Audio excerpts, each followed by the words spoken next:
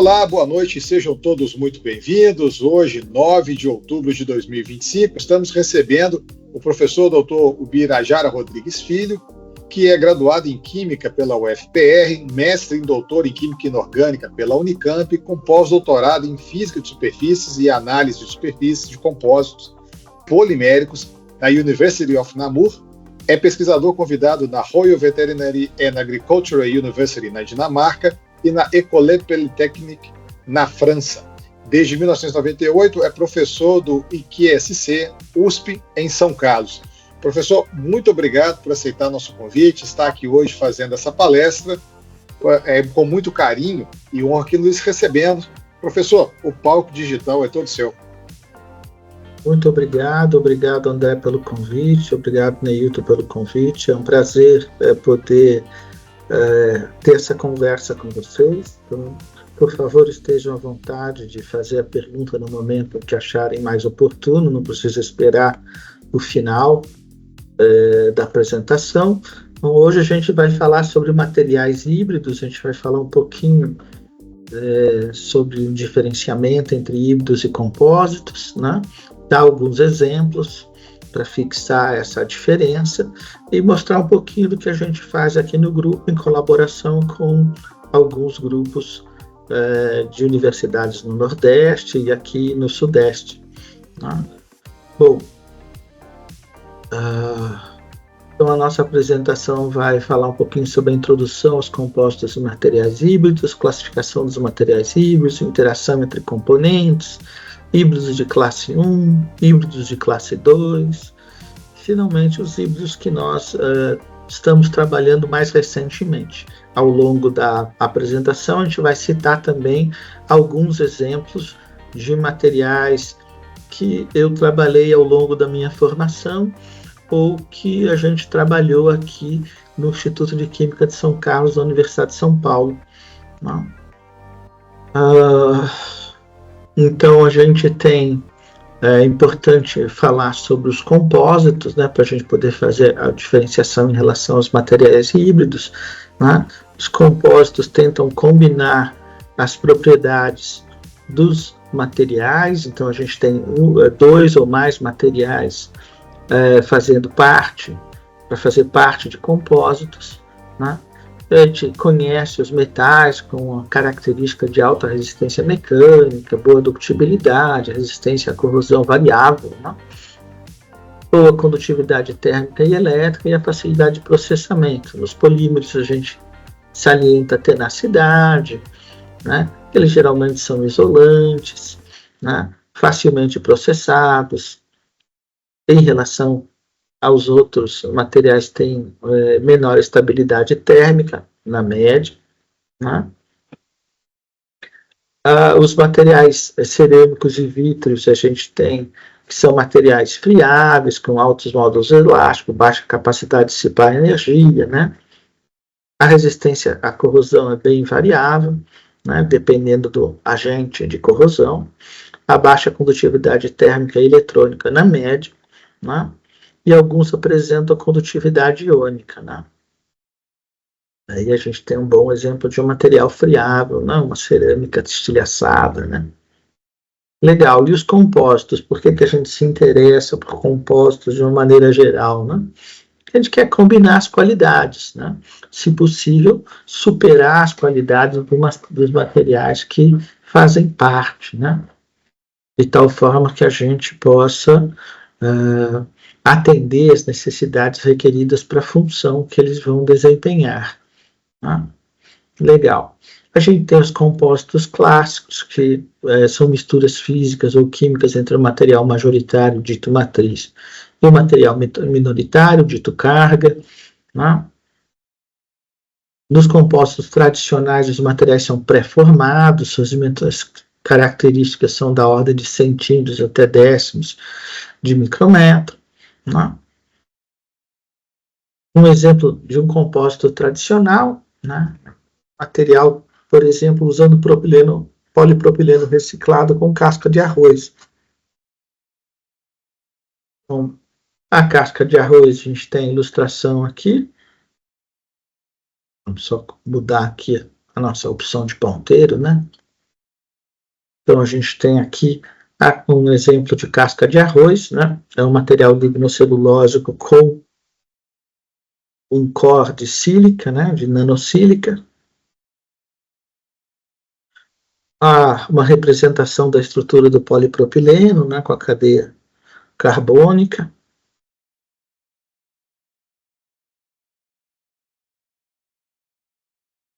A gente tem a confecção, um corpo de prova desse compósito, né? Na introdução da casca de arroz essa é uma casca de arroz in natura, né, que não foi processada, no polipropileno, né, é interessante mostrar aqui a fabricação por filamento fundido, né, desses corpos de prova, então uma metodologia bastante interessante, né, e relativamente recente. Aí a gente, alguns impactos da introdução dessa casca de arroz nesse compósito, a gente vê que com o aumento do teor de casca de arroz, há um aumento da hidrofilicidade e a gente tem um aumento de instabilidade dimensional, né? O que não é muito desejado, né? Para o polipropileno, né? Então, esse é um problema nesses compósitos ditos tradicionais, né? Opa. Quando a gente analisa a fratura desses materiais, a gente tem uma fratura que mostra, né, que há pouca compatibilização, há uma interface abrupta entre os dois tipos de materiais, há um baixo trabalho de adesão, né? Então a gente tem um fenômeno de debonding, né? Ou pull-out, né? É um comportamento mais frágil, o que é característico de uma boa parte desses materiais compostos convencionais, né?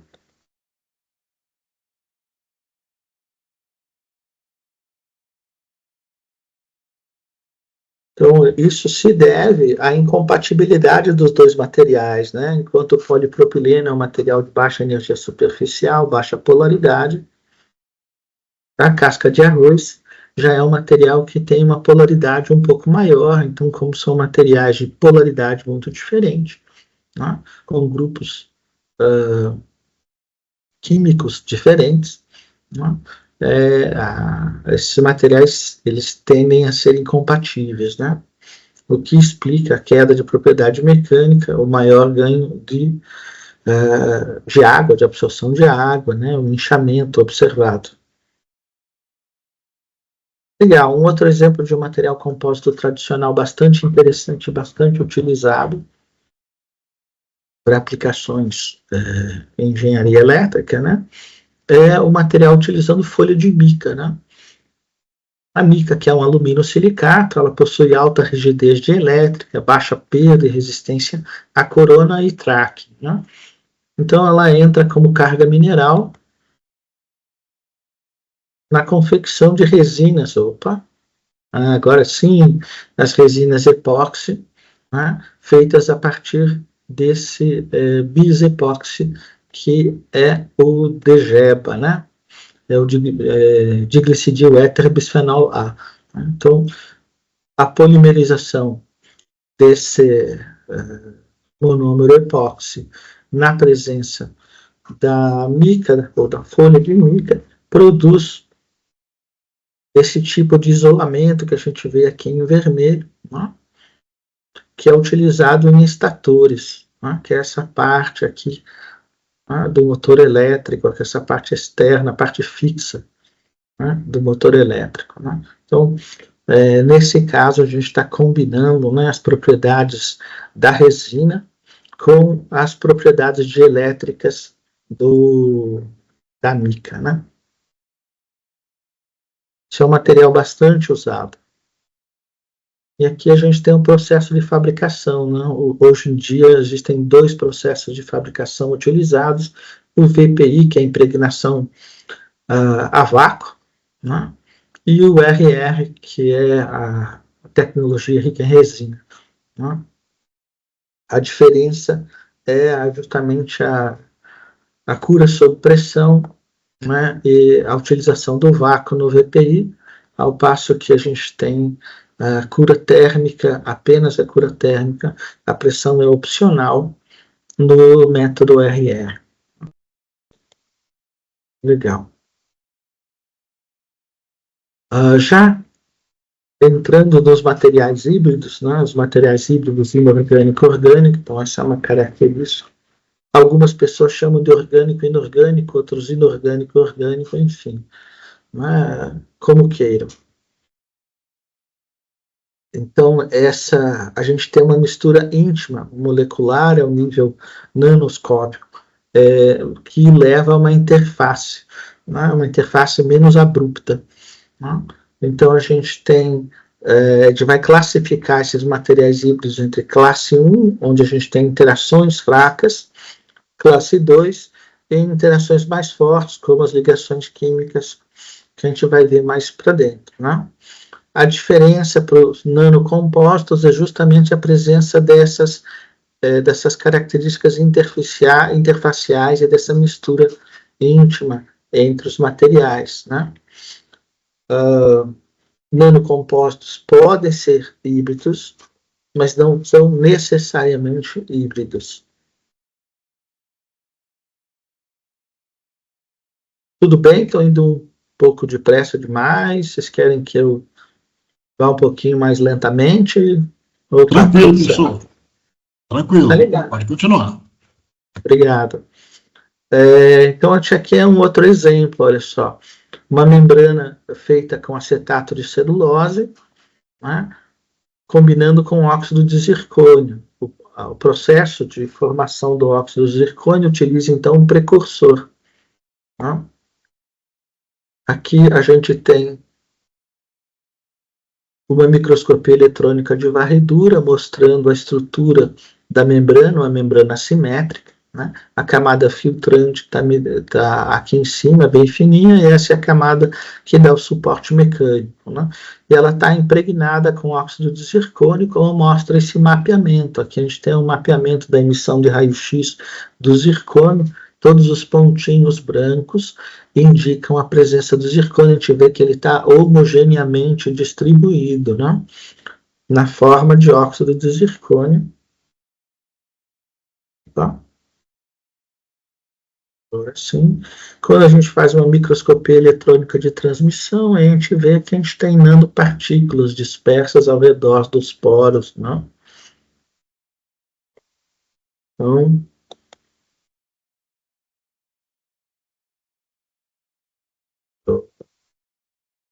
é feito o XPS, a gente comprova pela energia de ligação do pico 3D, pico de fotoemissão 3D do zircônio, que é óxido de zircônio mesmo. Né? Então, a gente tem aí um material híbrido de acetato de celulose, a parte orgânica, e óxido de zircônio, né, a parte inorgânica. Né?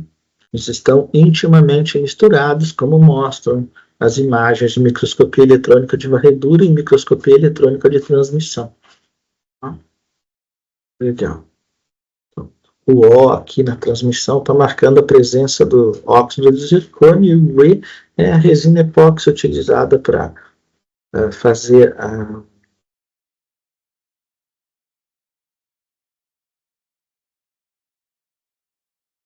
o processo de preparação da amostra para fazer o corte, né, no ultramicrótomo. O embutimento, veio a palavra agora.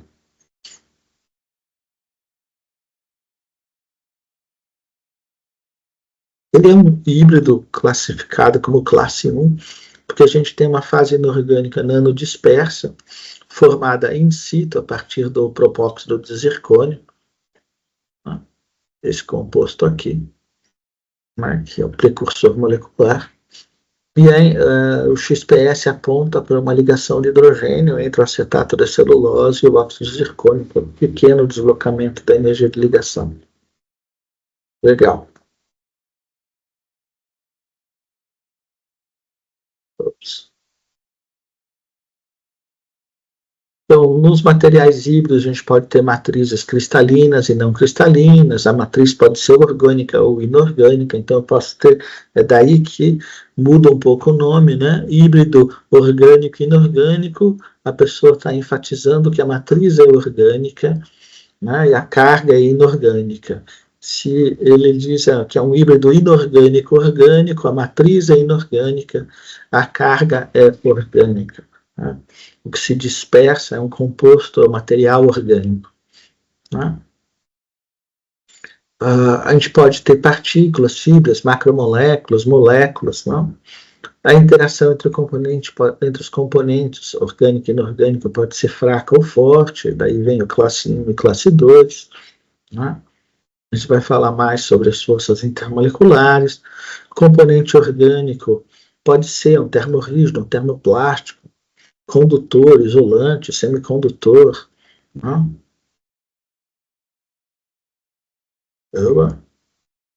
Legal. Então, como eu havia falado, os híbridos podem ser classificados em classe 1 e classe 1, classe 1 e classe 2, desculpa, né? Conforme o tipo de interação. Se a interação é fraca, né, por exemplo, forças de Van der Waals, a gente joga na classe 1. Se é uma ligação covalente, uma interação iônica forte, vai para a classe 2. Ligação de hidrogênio, classe 1. Forças iônicas fracas, né? Classe 1 também. Legal, então, forças de Van der Waals a gente pode ter dipolo permanente e dipolo permanente íon, dipolo induzido, que a gente chama de London, né? Ligação de hidrogênio, ligação de halogênio a gente pode ter também, interações eletrostáticas, do tipo fracas, dezenas, uma centena de quilojoules por mol, ligações covalentes ou iônicas fortes, indo lá para centenas de quilojoules mol. Então, um exemplo hipotético, imagine que você tenha um polímero como esse, né? Então, é um polímero apolar, né? E você aproxima essas cadeias poliméricas, então uma cadeia acaba polarizando a outra, fazendo aparecer momentos de dipolos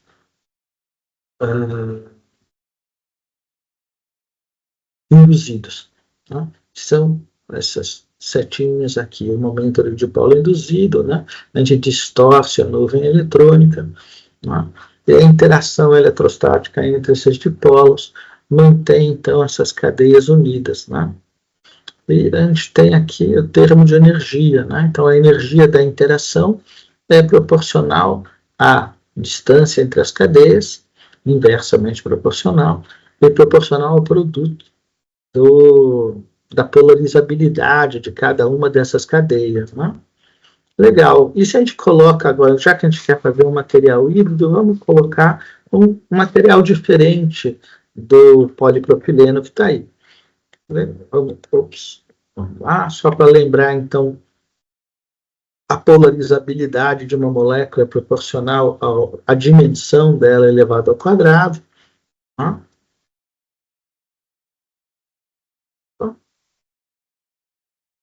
O termo delta aqui fala da diferença de energia entre o ohmo e o lumo dessa molécula.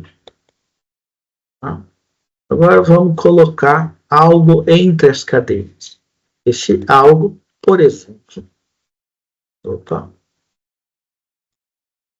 é um fulereno, o C60. Né?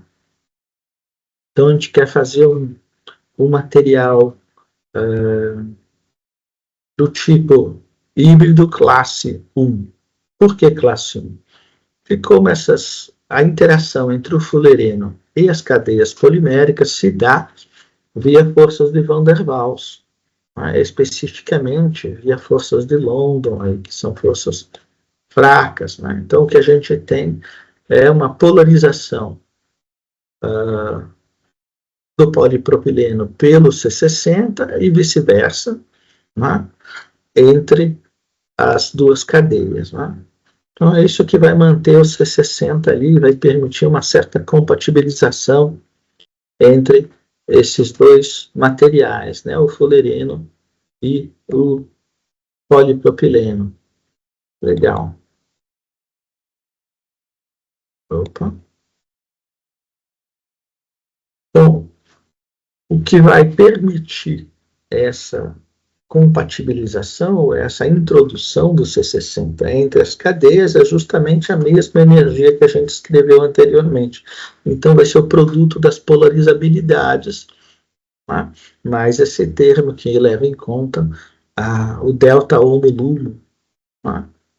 Dos dois materiais. O A seria para o polímero e o B para o C60. Tá? Legal. Então, tudo isso para a gente falar de híbrido classe 1. Né?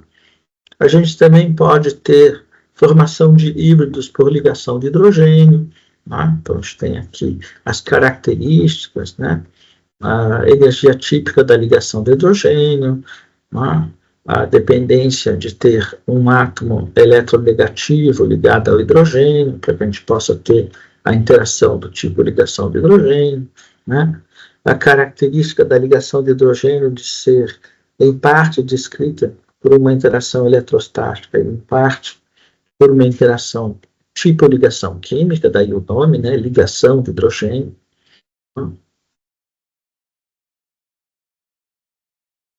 A gente tem uma tabelinha mostrando aqui as faixas de energia de cada tipo de interação. Né? A gente vê claramente uma diferença entre uma ligação covalente, né? E as forças intermoleculares. Né? Então, quando a gente tem num híbrido essas forças fracas, a gente tem um híbrido classe 1. Se a gente tem forças mais fortes, né? A gente tem um híbrido classe 2. Lembrando que não é só ligação covalente que leva a classificar como classe 2. Opa.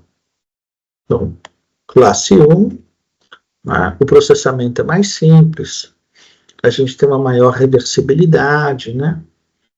Do material, a interface é abrupta entre os componentes, então a gente pode ter mais debond e delaminação, né? Polarização interfacial, né? As interações são potencialmente reversíveis em função de temperatura, campo elétrico aplicado, pressão, etc. Né? Então, vantagem é a reversibilidade. Né? Quando a gente pensa na reciclagem, né, o classe 1 é talvez mais interessante. Né? Agora, quando a gente vai para o classe 2, né, a gente tem um processamento mais complicado, geralmente envolvendo reações químicas. A gente vai ter um material com maior módulo de elasticidade, maior temperatura de transição vítrea. Ganhamos geralmente em estabilidade térmica e química. Quando a gente pensa em propriedades elétricas, principalmente na parte de isolamento elétrico, né, a gente tem menor perda de elétrica, menor trilhamento, né, pela redução de defeitos interfaciais. Pode aumentar a rigidez, a fragilidade, se o teor inorgânico for alto. Né? Então, tudo uma questão de dose, né? Como já dizia Paracelsus. A interação interfacial são irreversíveis, então é uma desvantagem quando a gente pensa em reciclagem. Se ganha de um lado e se perde do outro. Né? Legal. Vamos então para alguns exemplos de classes de materiais híbridos do tipo 1. Aqui tem um material bastante interessante. A gente tem um famoso MOF, né? As redes metalorgânicas que estão agora sendo, já faz alguns anos, talvez uns 10 anos, bastante discutidas. Né? É um material extremamente interessante, com uma estrutura que lembra muito uma estrutura zeolítica. Né? uma alta cristalinidade nesse caso. Então, aqui a gente tem um ácido tricarboxílico servindo como ligante, ele é quiral, né?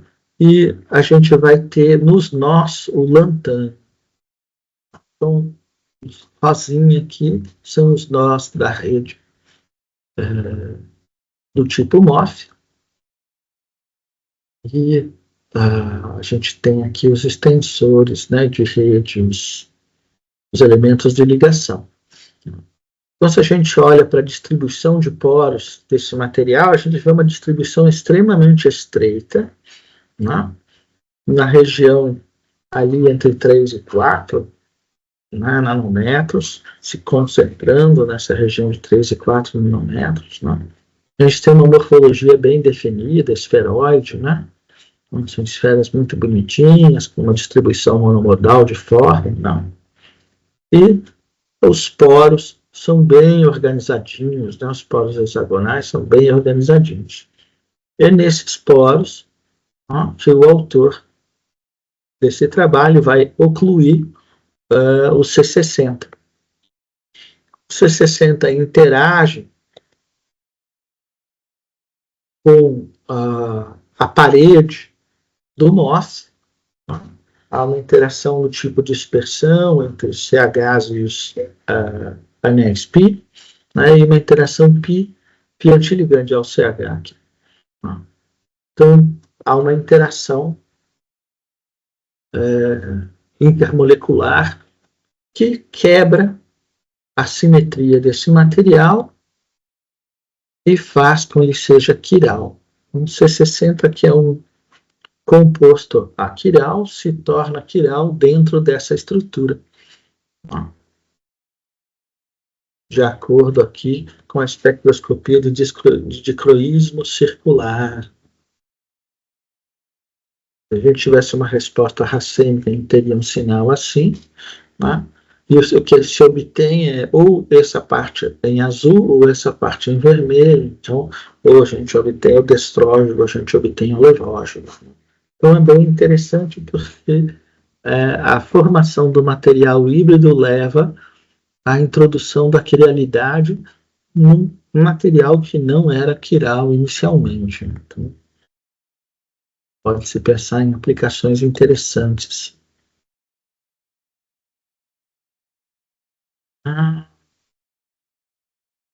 Legal. Um outro exemplo de material híbrido classe 1, né? Esse caso é um exemplo de redes interpenetrantes. Né? A gente tem estruturas do tipo, aqui em azul, são estruturas do tipo essa aqui, que são polissesquiciloxanos, né? Contendo os pós, que é o poliocta sesquiciloxano, que é essa estrutura aqui. E em amarelo está representado, desenhado, né? A polimida. Então, esse é um híbrido de rede interpenetrante de um polímero orgânico, a polimida, com um polímero inorgânico, que é o polissesquiciloxano, contendo nós de pós. E introduzido nesse material, ocluído dentro desse material, a gente tem um polióxido-betalato, que é o fosfotungstato.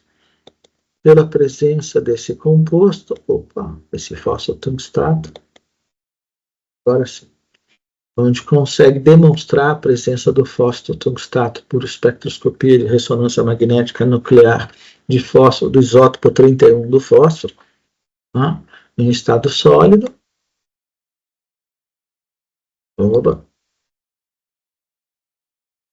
A presença dos pós por difração de raio-x e espectroscopia de ressonância magnética nuclear do isótopo 29 do silício.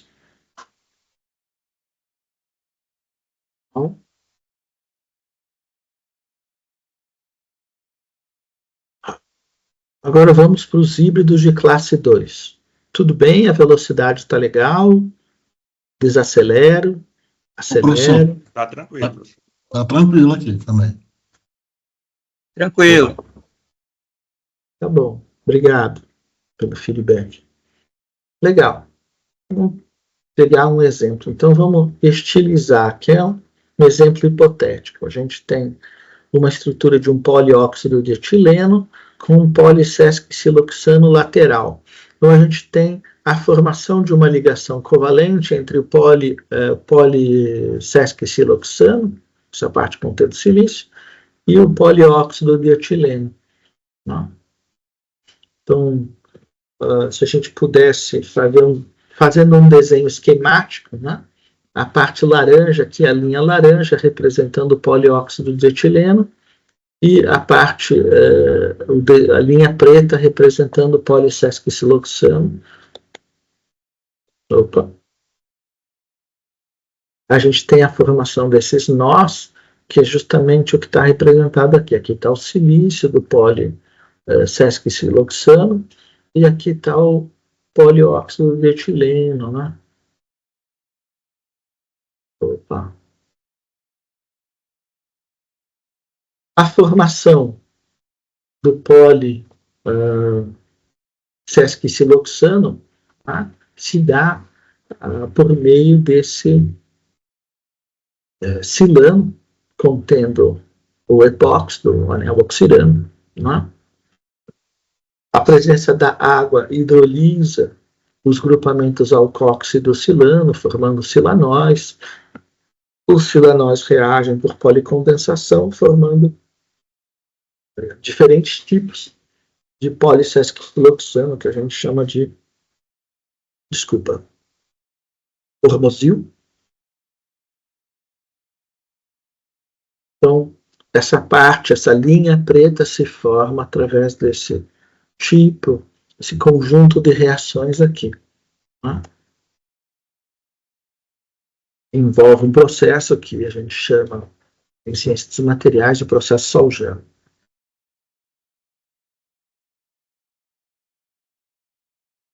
Legal.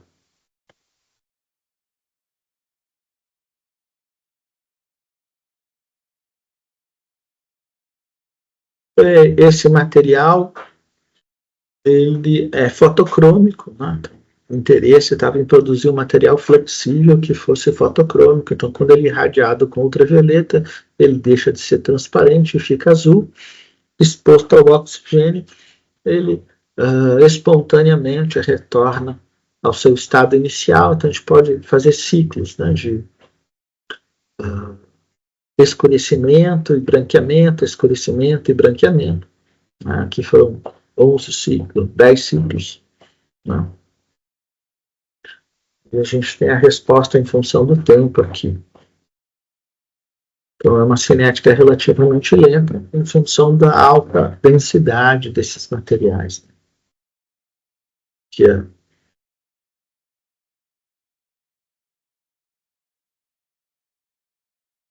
e a gente pode modular a resposta do material, introduzindo na formulação diferentes metais alcalinos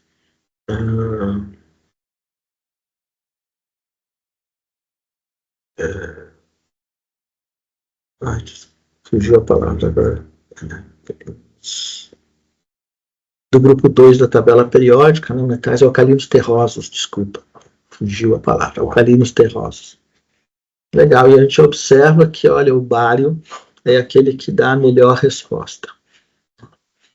Testados de magnésio, cálcio, estrôncio, bário. E o bário é o que dá a melhor resposta.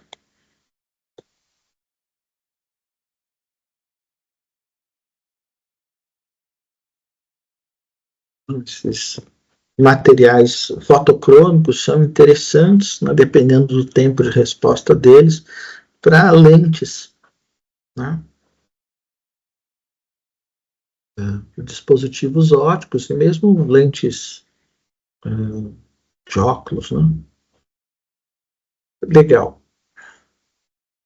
Então aqui a gente tem um outro exemplo de um material híbrido com rede dupla interpenetrante usando quitosana e polissesquiciloxano. Bom, quitosana A quitina, na verdade, pode ser extraída de diversos organismos, né? Aqui a gente tem a estrutura da quitina. Por hidrólise a gente obtém enzimática ou química, a gente pode obter, a gente pode desacetilar utilizando enzimas ou hidrolisar quimicamente, a gente pode obter a quitosana, né? E a quitosana, então, a gente tem grupamentos NH, que a gente vai ver, NH2 não. A gente pode acoplar com esse componente aqui, né, que é a beta-ciclodestrina. A beta-ciclodestrina pode ser modificada com epicloridrina para a gente possuir esse tipo de molécula, onde a gente tem ciclodestrinas nas laterais, né, e esse grupamento OH aqui. Vários desses grupamentos OH. Então a gente pode modificar a quitosana com um silano contendo grupamento epóxi, o famoso glimo que a gente viu alguns slides atrás, né? Formando esse tipo de composto que expõe o grupamento alcoxi, reagir a ciclo, o CDP, que é aquele composto que a gente viu anteriormente, contendo duas ciclodestrinas e um grupamento OH. Né? Então, aquele grupamento OH reage com o alcoxicilano, né? Formando esse tipo de estrutura aqui. Né? Daí você tem uma quitosana contendo um grupamento polissesquiciloxano. Né? Esse grupamento alcoxi aqui, ele sofre hidrólise, gerando o OH aqui. Então, enquanto alguns reagem com a ciclodestrina, outros sofrem hidrólise para gerar aqueles polissesquiciloxanos que a gente viu alguns slides atrás. Tá? E daí a gente formar a rede híbrida polissesquiciloxano-quitosano. Característica, então, é a presença da ligação covalente entre a parte contendo o polissesquiciloxano, né, obtido pela hidrólise aqui, né, e a parte orgânica, que é a quitosana.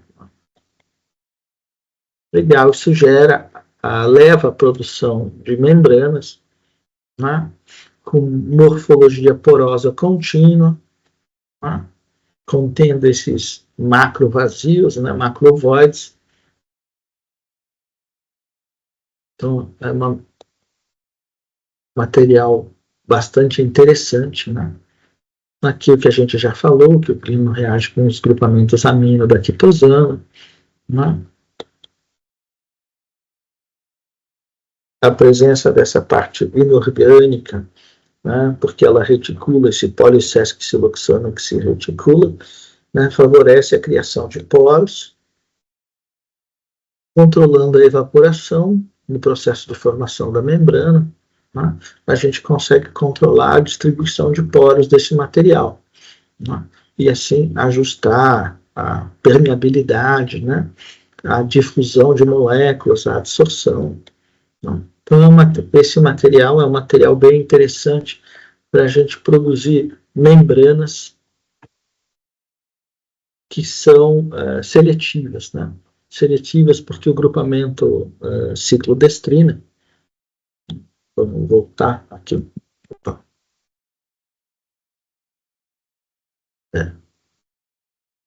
Tá voltando.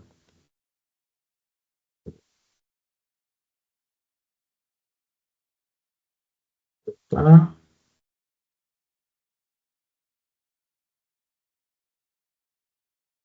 Opa, voltar lá.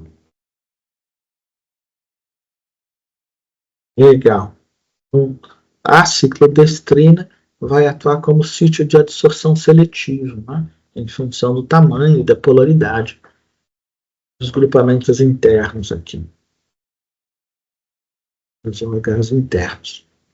Então, essa seria uma membrana seletiva por tamanho, né? Então, seria útil um processo de nanofiltração, por exemplo.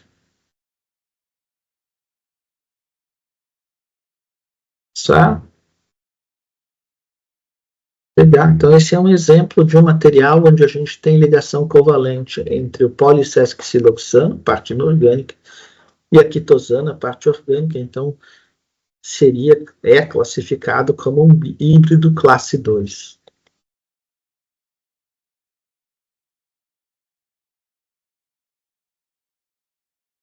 É importante ressaltar, né, que nem todos esses exemplos que eu estou passando são exemplos produzidos aqui no laboratório. Alguns são da literatura, outros foram produzidos no nosso laboratório. A gente fez aí uma combinação, né, um híbrido.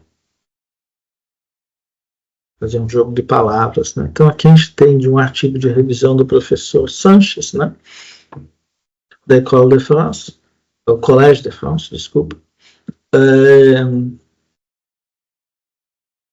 todas as estratégias de produção de materiais híbridos, né, usando o processo sol-gel, usando nanoestruturas como os poços, poliocta-sesquiciloxanos, nanoargilas, usando HDL, que é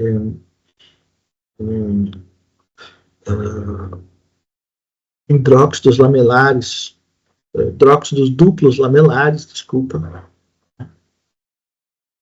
todo tipo de estratégia química de produção desses materiais e combinando diferentes abordagens de processamento, né, você obtém dispositivos para diferentes aplicações, como revestimentos funcionais, baterias, né, dispositivos fotônicos, biomateriais para bioaplicações, né, drug delivery, diferentes materiais para construção civil ou para a indústria automobilística, por exemplo.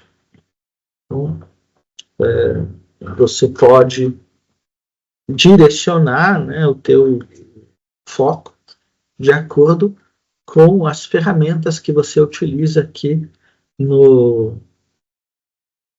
para fazer a síntese, preparar os materiais e, claro, muito importante, né, a parte de processamento. É a combinação da escolha das ferramentas químicas com a escolha do método de processamento é que vai permitir você ter sucesso ou não no desenvolvimento dessas aplicações. Então, são duas partes igualmente importantes, a química, né, e a física e engenharia envolvida no processamento dos materiais. É extremamente importante lembrar isso, né? A parte de processamento é essencial, né?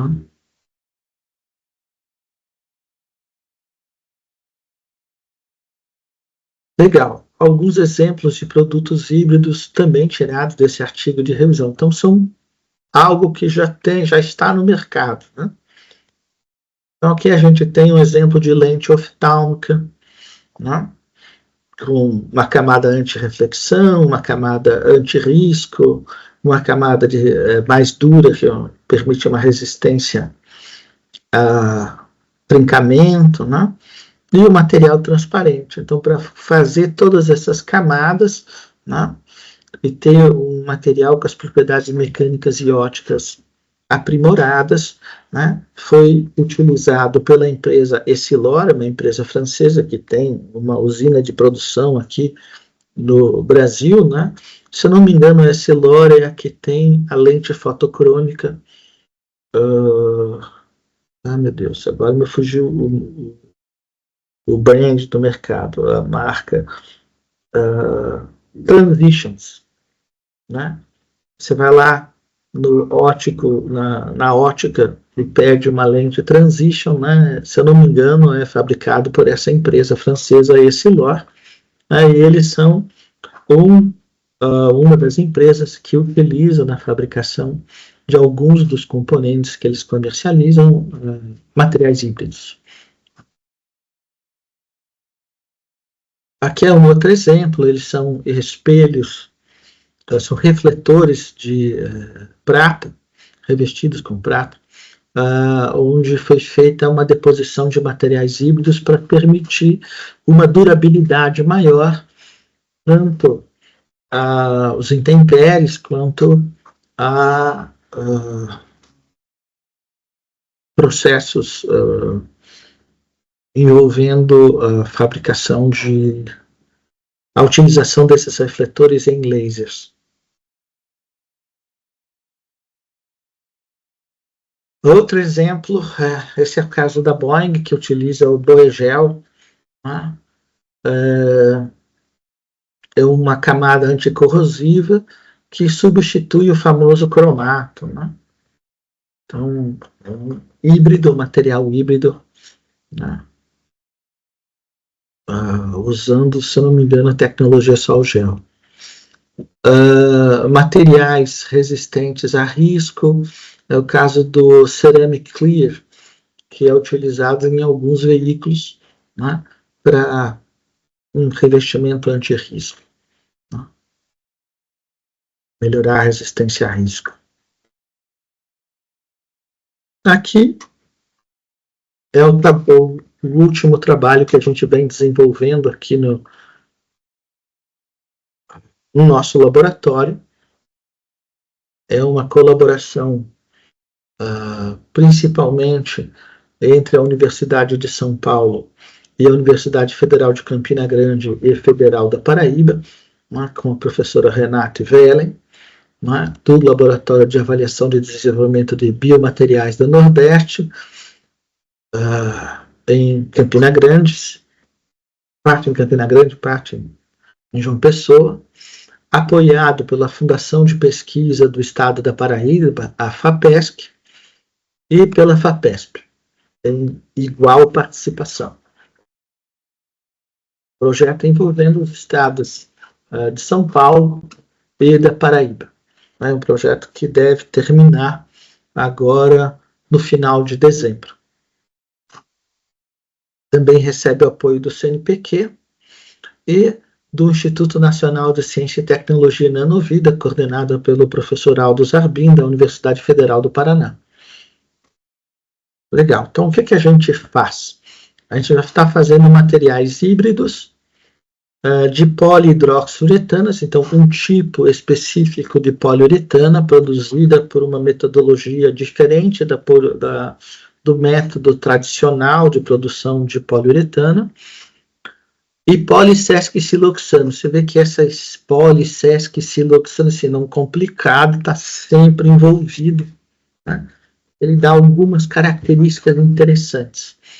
Nesse caso, é um híbrido de classe 2.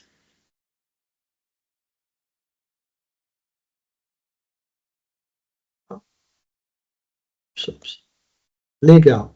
Então, esse desenho que foi, em grande parte, produzido pelo aluno de doutorado que eu oriento, que é o Pedro Nicásio, aluno da professora Renate Velen, né? Pedro tem bastante criatividade e ele criou essa imagem, né, que representa bem as coisas que a gente faz aqui. Então, a matéria-prima, uma das matérias-primas é o óleo de soja, a outra é um tipo de silicone contendo 2 grupamentos epóxi, né?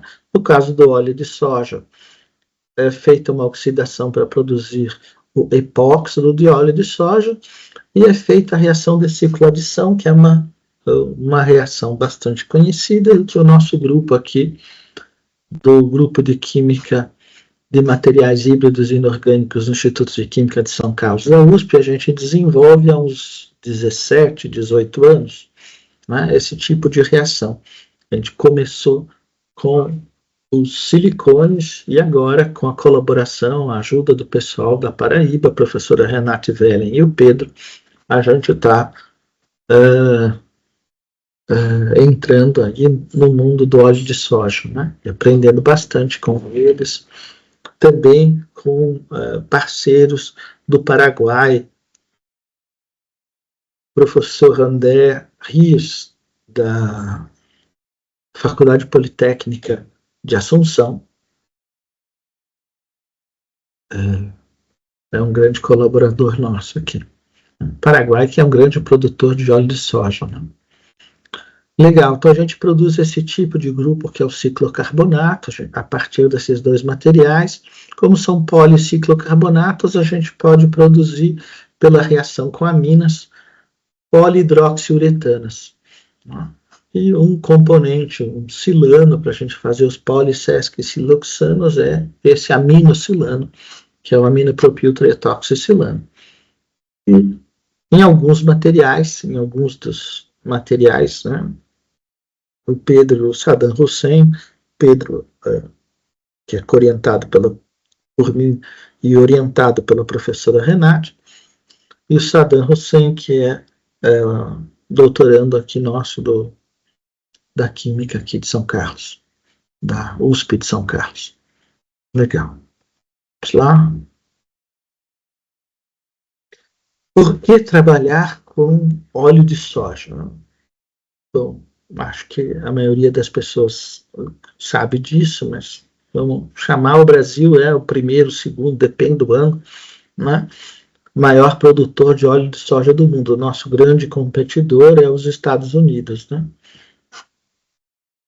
Então, é uma matéria-prima abundante no Brasil e renovável, né?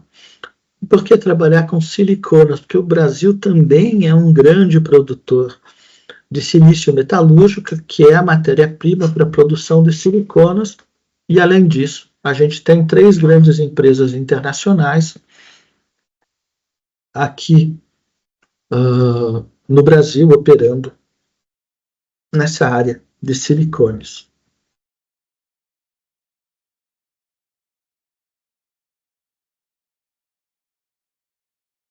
E o que são as polihidroxiuretanas? As polihidroxiuretanas começam com a reação de grupamentos epóxi e CO2. Por causa dessa utilização do CO2 como matéria-prima, né, a gente pode considerar que esse processo, que é bastante eficaz, tem uma economia atômica elevada, né, ele é um processo CCU, então ele é um processo de captura e utilização de dióxido de carbono. Então, ele pode vir, se bem acertadinho, bem trabalhado, né? Por enquanto não, ele pode ser considerado um processo que contribui para a mitigação da emissão de CO2. Mas o grande mais da utilização do CO2 é que ele é um composto de baixo custo. Então, a partir da reação do epóxido com CO2 utilizando um catalisador adequado, a gente, aqui é bastante importante dizer que a gente trabalha também no desenvolvimento de catalisadores para essa reação, especialmente em colaboração com a Universidade Federal do Rio de Janeiro, com o professor Mota, do Instituto de Química da Universidade Federal do Rio de Janeiro, para produzir esses ciclocarbonatos, esse ciclo aqui, especificamente. Tá? E, bom, essa reação ela tem um potencial de retenção de carbono de 1.460 kg por ano por tonelada do polímero da polihidroxiuretana que a gente vai levar. Isso é uma estimativa, né? Um valor de análise de ciclo de vida bastante estimado. Então, esse é o potencial, é um número bem grosseiro, né, que a gente tem que refinar com o tempo aí. E melhorar isso. Né? A partir da produção de policiclocarbonato, seja do óleo de soja, seja do silicone, a gente pode reagir com diaminas, né? E a gente produz polihidroxiuretano. É sempre importante reconhecer a colaboração de colegas, né? Nesse processo. Aqui eu tive a colaboração bastante importante do professor Douglas Wagner Franco, infelizmente falecido, aqui do Instituto de Química de São Carlos, e do professor Germano Tamiliosi Filho, que foi diretor aqui do nosso instituto, e que ainda é professor ativo, bastante ativo, aqui do nosso instituto.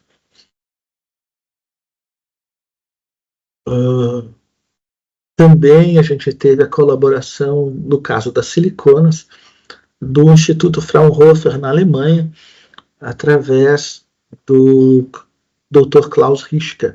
Né? Inclusive, a USP tem uma patente nacional com o Instituto Fraunhofer na produção desse material. Legal.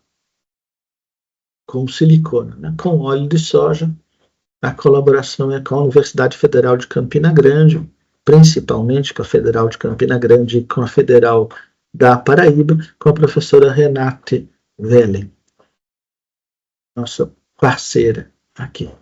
Então, aqui a gente tem uma molécula modelo para representar o óleo de soja ciclocarbonatado. O óleo de soja é uma mistura, né, de coisas, mas basicamente 90 e poucos % é um triglicerídeo. A gente está representando um triglicerídeo aqui ciclocarbonatado, com aqueles grupamentos de ciclocarbonato. Então, esse é um esquema de uma molécula do ciclocarbonato de óleo de soja. Né? Também tenho que agradecer ao Pedro por ter tido a criatividade de colocar isso dessa forma. Né? Pedro Nicásio, aluno de doutorado da professora Renate, nosso co-orientado.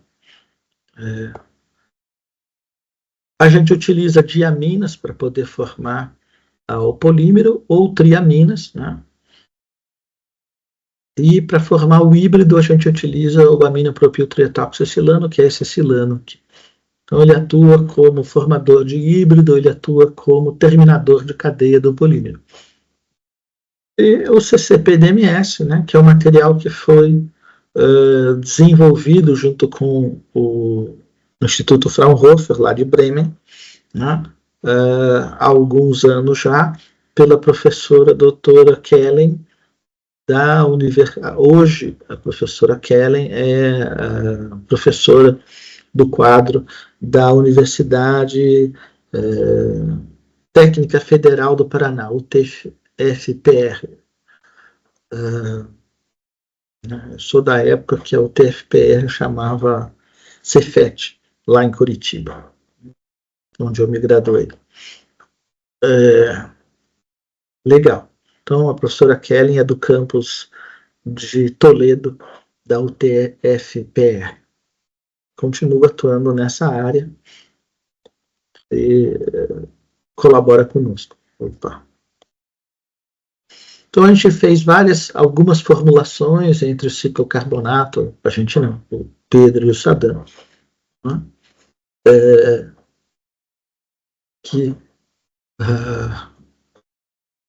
E com a participação também do Tyrone, me esqueci de citar, que é um aluno de mestrado aqui.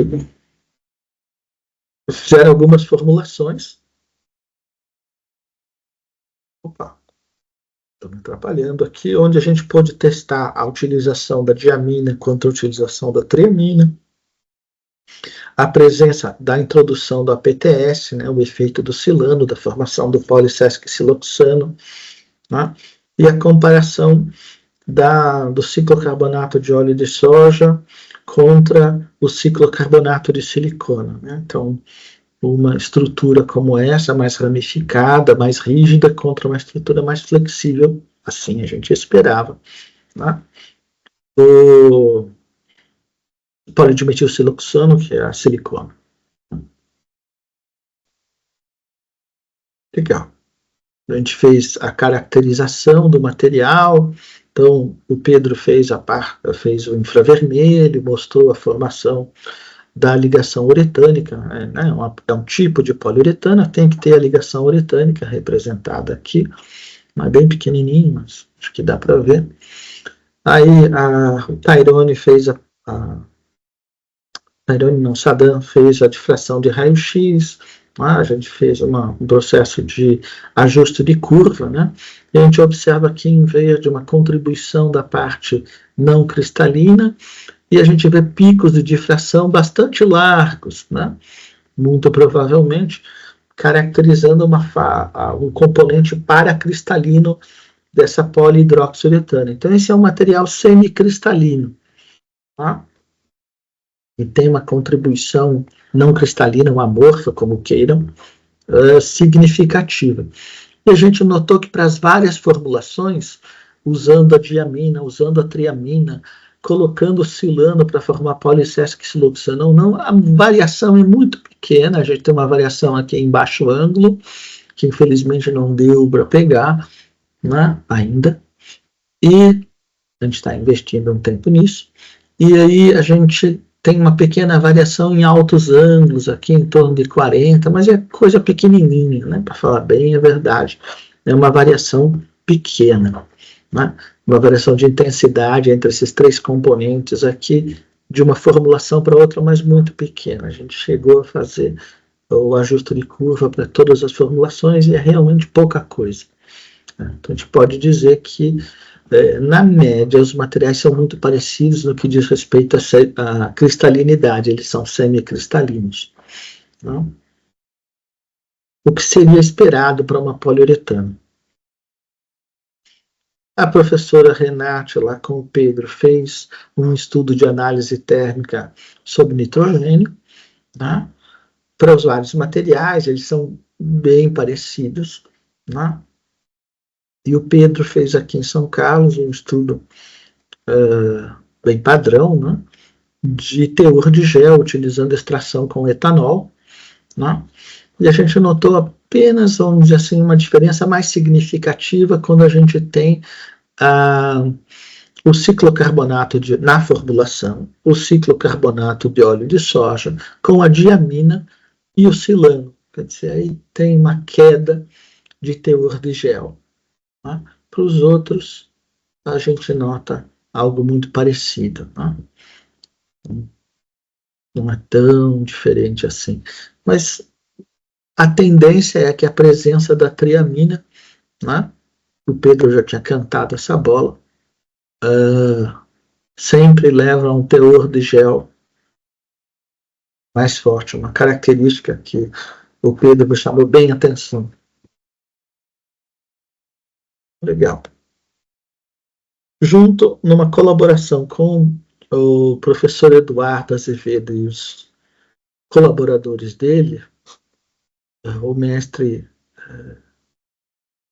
Trebe e o Dr. Garcia, eles fizeram um estudo ali no IFISC, junto com o Tairone, um aluno de mestrado aqui nosso, né, por ressonância magnética nuclear. Vamos ver o que eles, para sondar a mobilidade dessas cadeias, né? Então, utilizando um equipamento de baixo campo, né, eles puderam, através da sondagem da interação dipolar, ou da intensidade da interação dipolar, poder acompanhar, né, essa questão da diferença de mobilidade segundo a formulação. Né? Então, a gente tem basicamente uma sequência de pulso, e essa sequência Mixed Magic Sandwich Echo, que, alterando os parâmetros de aquisição, a gente pode ver só a parte rígida ou ver tanto a parte rígida quanto a parte móvel. Né? Opa, cadê você? Então, alterando os tempos de aquisição aqui da sequência de pulsos.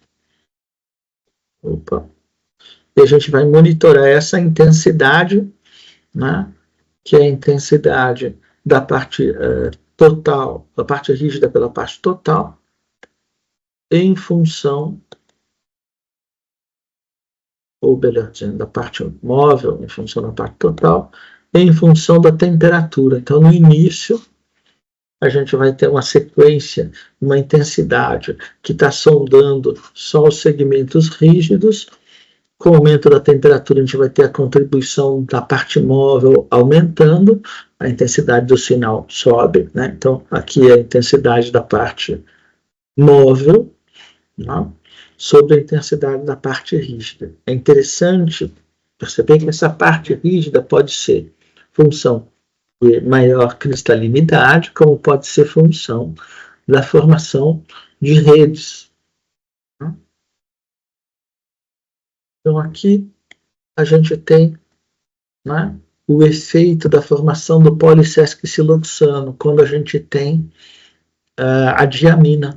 Né? Então, sem polissesquiciloxano, com polissesquiciloxano, a gente observa que a temperatura, né, onde a gente começa a ver a transição entre a parte rígida para a parte mais móvel, é menor quando a gente tem o polissesquiciloxano. Então, é bem importante que a concentração do silano é relativamente baixa, né? Então a gente foi capaz de detectar uma diferença de sinal pela presença, não, desse polissesquiciloxano. E aqui a gente tem a comparação quando a gente tem a triamina e a diamina. E interessante ver que a triamina tem uma transição à temperatura mais baixa do que a diamina. Legal. E quando a gente compara o ciclocarbonato de óleo de soja contra o ciclocarbonato de silicone, a gente vê uma enorme diferença. Aqui está o que tem silicone e o pretinho é o que tem o óleo de soja. Né? Então a gente vê que, como esperado, a cadeia do silicone é muito mais móvel, né? Ela tem uma temperatura de transição mais baixa e ela tem, sobretudo, platôs, né? Não parece ter mais de uma transição. Esse é um estudo que ainda está em andamento. Você ainda está vendo os detalhes disso. Quando a gente compara a energia de ativação, olha só, a gente tem para o material que tem polissesquiciloxano, uma energia de ativação obtida por esses experimentos de ressonância magnética de próton em baixo campo, dependendo do tempo. A gente tem, com a presença do polissesquiciloxano, uma energia de ativação mais alta. Né? Então, o que a gente pode inferir? Que esse polissesquiciloxano está formando uma rede interpenetrante com formação, provavelmente com formação de ligação covalente, travando o polímero. Que era uma coisa que a gente esperava pela presença do grupamento amino, do silano que a gente utilizou. Esperava que ele formasse essa ponte, né, esse acoplamento entre essa parte inorgânica, polissesquiciloxano, e a parte orgânica, polidroxiuretano. Quando a gente olha para substituir a diamina pela triamina, né, a gente observa que, por exemplo, olha, a presença do polissesquiciloxano, como na diamina, leva a um deslocamento para maiores valores de energia de ativação. É o vermelhinho aqui, quando tem polissesquiciloxano, e o pretinho sem. Né? Pedro é o nosso doutorando, doutorando da professora Renate, orientada por mim, lá da Universidade Federal de Campina Grande. Todo esse tratamento de dado foi feito no grupo de ressonância magnética nuclear do Instituto de Física de São Carlos, pelo professor Eduardo, acompanhado pelos colaboradores dele e pelo Tairone, aqui do nosso grupo do Instituto de Química de São Carlos. Aí a gente colocou um ácido, o ácido fosfórico, e a gente viu que a gente consegue, pela presença do ácido fosfórico, deslocar quase, né, na direção do nosso amigo CCO3 ali, que é a polidroxiuretana, com a triamina, sem polissesquiciloxano. Então, é interessante ver a ação aí do ácido fosfórico, desse aditivo ácido fosfórico. A gente já vai ver por quê a gente coloca ácido fosfórico. Esses materiais híbridos, eles são interessantes, que é uma linha de aplicação que a gente persegue aqui, do grupo de química de materiais híbridos e inorgânicos, que é a aplicação desses materiais como revestimentos antimicrobianos. Então, usando esse é um trabalho do doutorado da professora Kelly, né, na época que ela fazia doutorado conosco aqui em São Carlos, um trabalho desenvolvido, e essa parte realizada no Instituto Fraunhofer em Bremen, na Alemanha. A gente aqui tem um revestimento, a prova da atividade antimicrobiana de um revestimento de silicona com diamina, com polissesquiciloxano e um aditivo antimicrobiano que é o ácido fosfotúngstico, é um polioxametalato. Então a gente tem aqui em vermelho o crescimento bentônico, as outras linhas roxa e verde são substratos sem revestimento e em azul com revestimento. Então a gente observa que não há crescimento bacteriano, né, dessa bactéria, né, se eu não me engano é Escherichia coli, no material, né, no substrato, quando ele está revestido, né? Então, legal. Isso mesmo. Bacana. Aí a gente fez revestimento, o Pedro e o Sadam fizeram pequenos discos desses polihidroxiuretanos de óleo de soja, contendo diferentes ácidos, o ácido fosfotúngstico e o ácido fosfórico. Na universidade, uma colaboradora desse projeto, que é a professora Tânia Passetti, da Universidade de São Caetano, Municipal de São Caetano do Sul, né, foram feitos testes,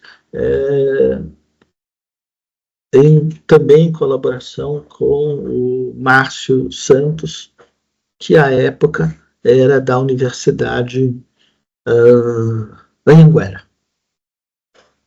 aqui de São Paulo. Então a gente tem aqui, vamos olhar para esse gráfico aqui, que é o log da redução, então é a redução da quantidade de bactérias, log da unidade formadora de colônia das bactérias. A gente tem esta coluna churreada desta forma, correndo para a esquerda, para a bactéria Escherichia coli, ao passo que a gente tem, correndo para a direita, o resultado com a Staphylococcus aureus. Então, esse é uma polihidroxiuretana de ciclocarbonato de óleo de soja com isoforenodiamina, contendo ácido fosfotúngstico. E a gente vê uma pequena redução aqui, né, de contagem de bactérias, né, para baixo a coisa é boa, né, após 5 horas de exposição, e quando a gente troca o ácido, quando a gente troca a amina de diamina para uma triamina, também vemos essa mesma redução, um pouquinho melhor quando tem triamina. Mas a resposta é tímida, digamos assim. A gente ainda está trabalhando esses dados, mas isso já indica um resultado interessante. Quando a gente troca o ácido fosfotúngstico pelo ácido fosfórico,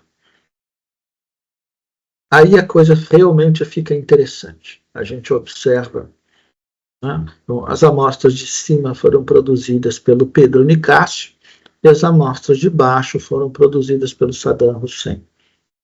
Ambas produzidas aqui na USP de São Carlos, em colaboração com a Universidade Federal de Campina Grande e a Universidade Federal da Paraíba. E testadas lá na Universidade Municipal de São Caetano do Sul. A gente tem a resposta com ácido fosfórico bem mais acentuada, né? É importante também chamar a atenção do nosso colaborador, o professor Hidetaki Masato, aqui do grupo, que se aposentou recentemente, mas continua colaborando conosco.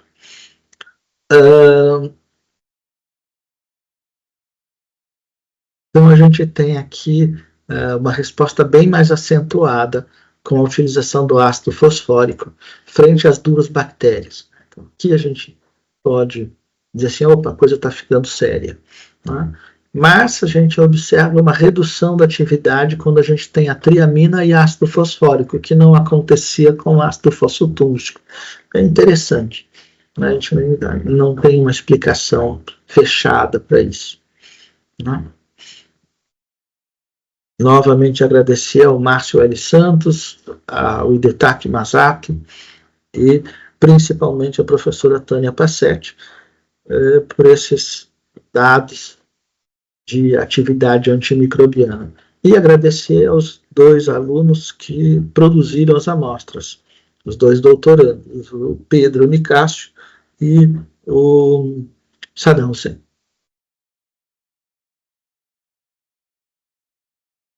Opa. Finalmente a gente chega à conclusão, então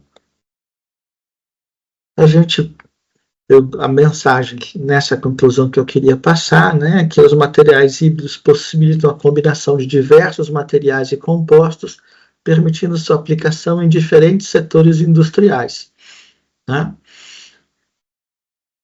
Muito obrigado. Né? Opa, voltar. Aqui, volta aqui. Anterior.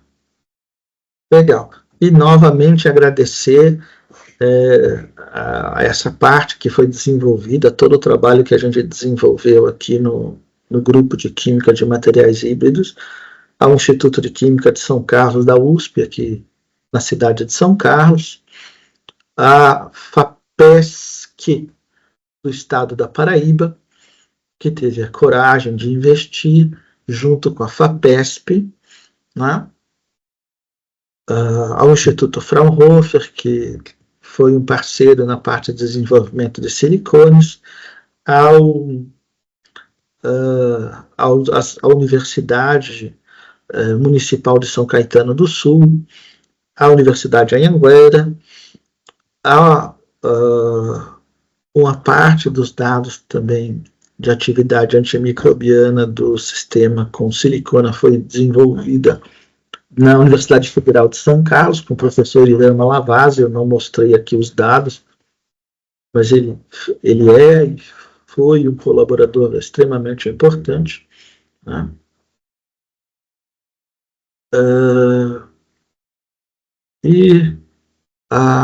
O parceiro, o professor Mota, da Universidade Federal do Rio de Janeiro, que trabalha na parte de conversão de epóxidos em ciclocarbonatos, desenvolvendo catalisadores heterogêneos, né, que é uma colaboração mais recente, mas bastante prazerosa e produtiva.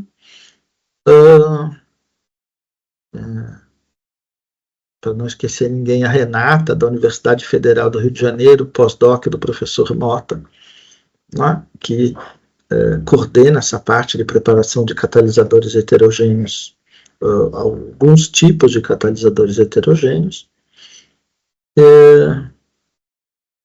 Eu acho que não esqueci ninguém, espero não ter esquecido ninguém. O professor Eduardo e o professor Schneider, do grupo de ressonância magnética nuclear do Instituto de Física de São Carlos da USP, assim como os colaboradores, os alunos e pós-docs do grupo. Acho que agora foi. Acho que não deixei ninguém de fora, espero. Obrigado pela atenção de vocês e estou disponível para questões aí. Professor Birajara, muito obrigado pela palestra. Brilhante palestra, eu acho que todos concordam com isso. Temos algumas perguntas aqui dos nossos colegas do programa. A primeira pergunta é do Nixon. Ele lhe cumprimenta, professor Birajara, e pergunta o seguinte: gostaria de saber quais são os desafios químicos para transformar resíduos de biomassa em componentes orgânicos e inorgânicos de alta qualidade para materiais híbridos? Uma excelente pergunta. Nixon, né? Isso. Nixon, muito obrigado pela pergunta, é uma excelente pergunta, bem pertinente. Os resíduos de biomassa são um alvo importante, né? Se a gente pensar em economia circular, e também como potencial de material, né? Aqui, por exemplo, no grupo, a gente tem um doutorando que é de Mato Grosso e que está fazendo doutorado aqui conosco, que trabalha com casca de arroz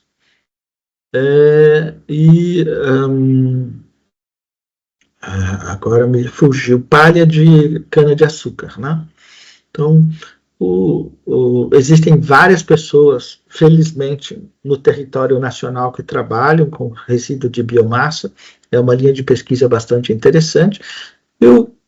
A gente tem algumas questões, né? A gente tem desde a questão da micronização, quer dizer, diminuição de tamanho, né, desses resíduos, a questão da compatibilização desses resíduos, né? E no caso, por exemplo, vamos citar o da casca de arroz, a casca de arroz já é um resíduo que é bastante utilizado, por exemplo, cimento, né? Me parece que a indústria automobilística, na parte de pneus, né? Então, assim, já é um material que tem o mercado, né? E aí a questão é a competição, né, pelo mercado, né? Se você vai utilizar um material que já é utilizado e que é consumido em larga escala, né, pode não ser tão interessante. Do ponto de vista químico, a compatibilização é o grande problema, né? Dependendo da matriz que você está trabalhando, como compatibilizar, né? Aí entram diversos processos químicos. Eu me lembro de um trabalho que eu fiz com um professor da Universidade Federal de Santa Catarina, que eu acho, faz algum tempo que eu perdi o contato com ele, acho que agora ele está na URGS, ou em Santa Maria. A gente fez todo um trabalho de purificação da casca de arroz para aí produzir uma sílica de alta pureza. E aí a sustentabilidade desse processo de purificação do resíduo é, às vezes, questionável, né? Pela utilização de ácidos, pelo volume de água utilizada, pela energia que é consumida. Às vezes a pegada de carbono não favorece muito. Então, químicos, engenheiros, físicos têm que trabalhar no sentido de aumentar, de diminuir essa pegada de carbono e aumentar a sustentabilidade. Então, a gente tem a compatibilização e o aumento da sustentabilidade na utilização desses caras, né? Perfeito, professor. O Nixon ele tem uma segunda pergunta.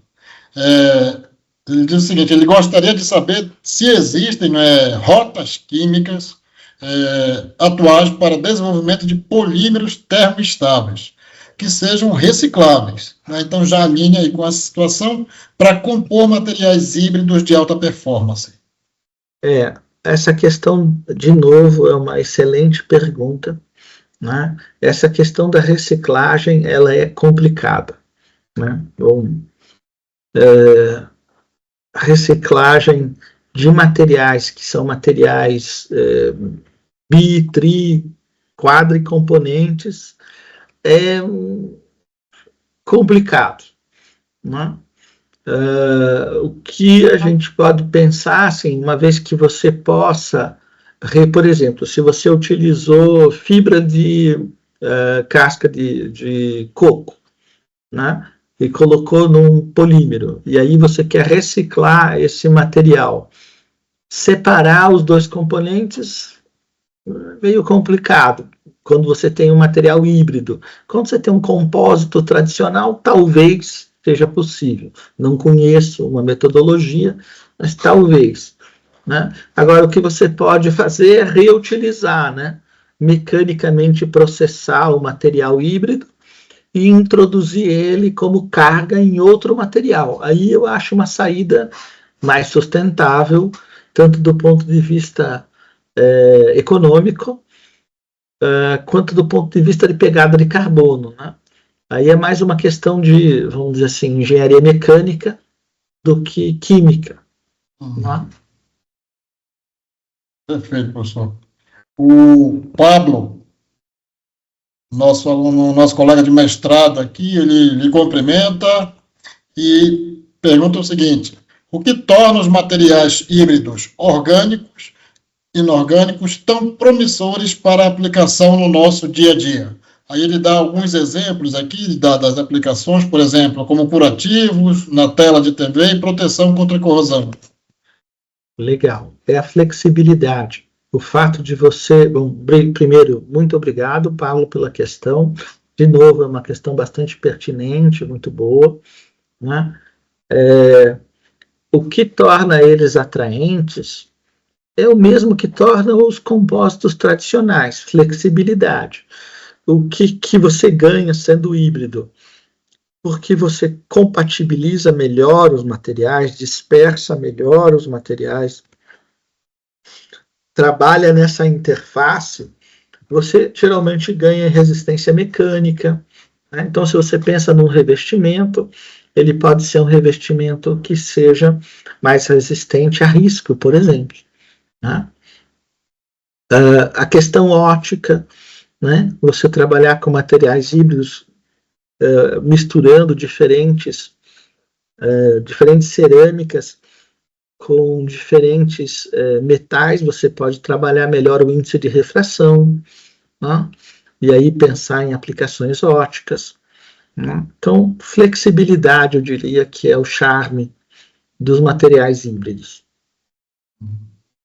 Professor, eu tenho uma pergunta com relação quando você falou na parte de tratamento de efluentes, biomateriais, uso de filtração, materiais híbridos para filtração. Você sabe me dizer se há algum tipo de material desenvolvido ou em desenvolvimento que, caso o tratamento físico com alguma operação química de neutralização de algum elemento? Legal. Excelente pergunta, Neyton. Obrigado pela pergunta. Recentemente eu estive num congresso na Turquia, onde uma das pessoas que tinha sido convidada era um professor do Reino Unido, e a especialidade dele era membranas. Né? Então, um centro de pesquisa em membranas no Reino Unido. E aí ele mostrou vários exemplos de aplicação de membranas em tratamento de efluentes. Né? E o ganho de resistência, né, quando você produz membranas híbridas, é bastante significativo. Você também pode, dependendo da forma como você constrói o híbrido, controlar um pouco a energia de superfície e evitar, por exemplo, depósitos sobre a superfície que bloqueiem os poros. Então, para o tratamento de efluentes, eu acho que os processos de membrana, onde você utiliza membranas híbridas, é bastante interessante. Se eu não me engano, aqui no Brasil, a gente tem, só para citar um nome, né, eu peço desculpas às outras pessoas, tem um grupo na Universidade Federal de Minas Gerais, que acho que na Escola Politécnica da Universidade Federal de Minas Gerais, que é bastante famoso nessa parte de modelagem e construção de membranas híbridas. Né? Eu peço desculpas de não lembrar o nome da professora, peço perdão, mas eu me lembro. Não se preocupe, não. Né?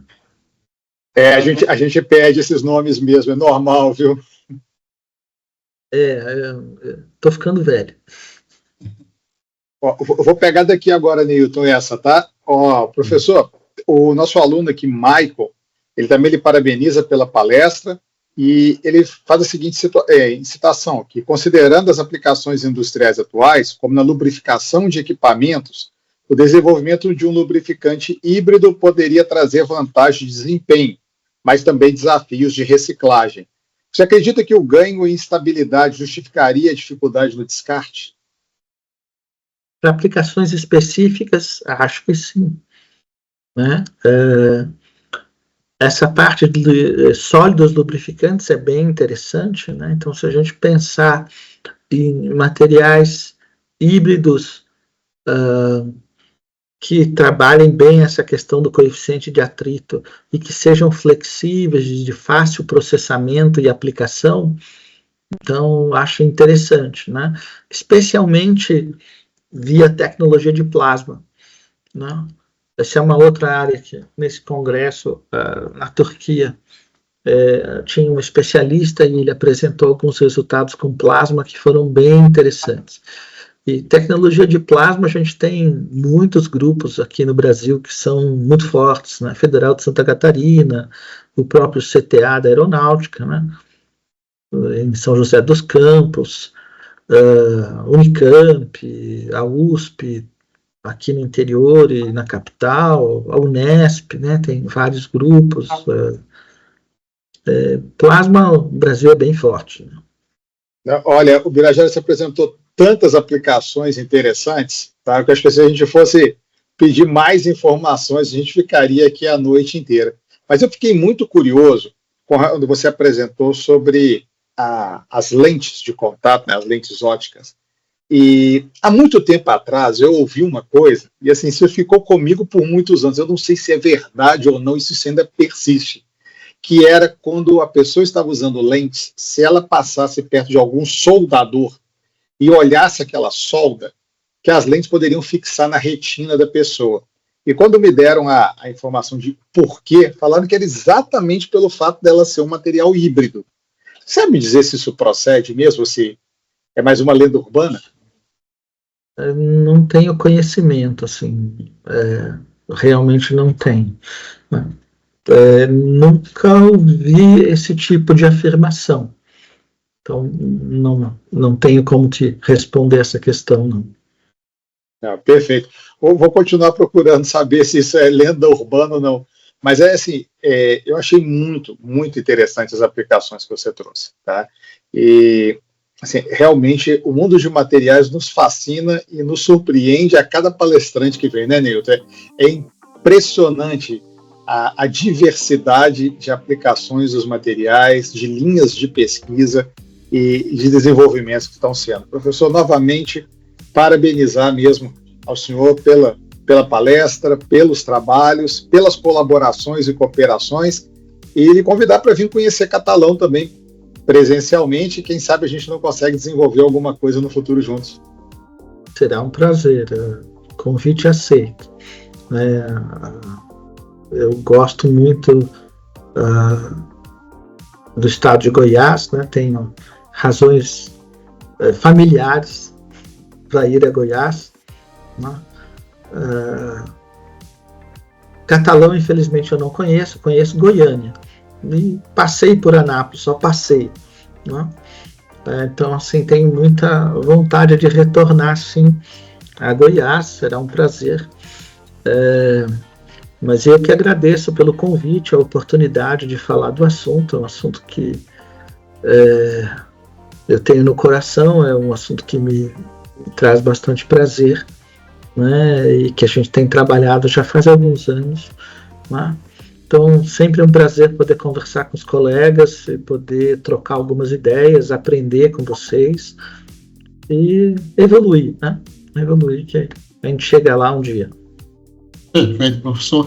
Eu aproveito para registrar e comunicar que a palestra foi gravada, ela vai ficar disponível no canal do YouTube, que é gerenciada pelo professor André, que é do Lampinim, mas vai mudar, a gente vai migrar, vai sair de laboratório, vai sair dessa nomenclatura, porque hoje somos centros de pesquisa, então provavelmente deva mudar futuramente, mas é um grande repositório que a gente já possui de palestras e de profissionais que estiveram aqui conosco, como você, professor. Então, os seus alunos e também, caso haja necessidade, interesse, é só procurar no YouTube Lampinim, tá? E se inscrever para acompanhar nossas palestras e outros materiais. A gente agradece a sua participação, professor. Eu que agradeço, é um prazer. E antes da gente encerrar, só lembrar a todos os presentes e aqueles que também estão nos assistindo, que semana que vem temos 2 palestras também, tá? Temos tanto no dia 14 quanto no dia 15. No dia 14 nós vamos receber o professor Pedro Augusto Nascente e ele vai falar sobre recobrimento de ligas à base de titânio e nióbio para aplicações biomédicas.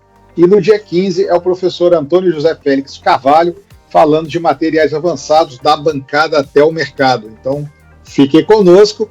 Professor Birajara, se quiser também está feito o convite para assistir às próximas palestras. Se inscrevam no canal, como o Neilton já sugeriu, tá? Uma boa noite a todos, pessoal. Até a próxima. Tchau. Muito obrigado, Birajara. Boa noite, pessoal. Obrigado. Tchau, Boa noite. Boa noite. Bom descanso. Para todos nós. Tchau, tchau.